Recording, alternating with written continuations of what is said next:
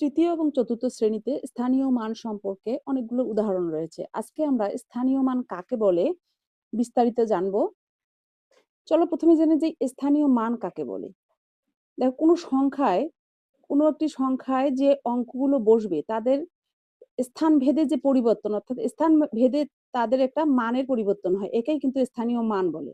এখানে লক্ষ্য করো যে সংখ্যাটা নিয়েছি 4 5 2 4 5। এখানে কিন্তু আমরা আলাদা আলাদা ভাবে প্রত্যেকটা মান মান জানি, অর্থাৎ এগুলোকে বলা হয় তার স্বকীয় মান। 4 তার নিজের মান, 5 নিজের মান, 2 4 5 সবগুলোই আমরা আলাদা আলাদা তাদের নাম রয়েছে।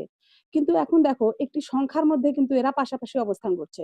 তাহলে এই 5 এখানেও বসছে, আবার এই ঘরেও বসছে। তাহলে এই 5 কিন্তু এককের ঘরে বসছে, তাই এ হবে 5 একক, অর্থাৎ একটা 5 আছে। 5 একক মানে 5 গুণন 1 সমান এর মান কিন্তু 5। আবার দেখো এই যে 5 আছে, এ কিন্তু হাজারের ঘরে বসছে, হাজার, সেজন্য 5000। এ হচ্ছে 5টা হাজার, 5 গুণন 1000 এর মান এখানে কিন্তু হয়ে গেছে 5000।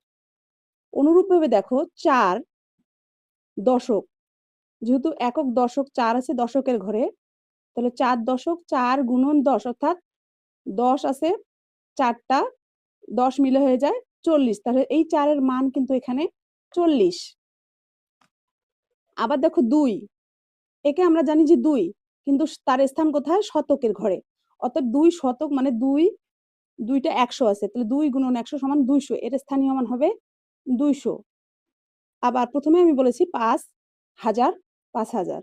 এখন এই 4 আছে, অযুতের ঘরে আছে 4, তাহলে 1 অযুত সমান, আমরা জানি এর আগের ক্লাসে আমরা জেনেছি যে 1 অযুত সমান 10,000। তাহলে এখানে 4টা অযুত রয়েছে, তাহলে 4 গুণন 10,000 এর মান হয়ে যাবে 40,000। দেখো একক দশক শতক হাজার অযুত মানে 40,000।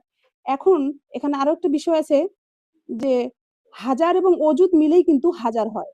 এই হাজারের ঘর এবং অযুতের ঘর মিলেই আমাদের হাজার গণনা করতে হবে।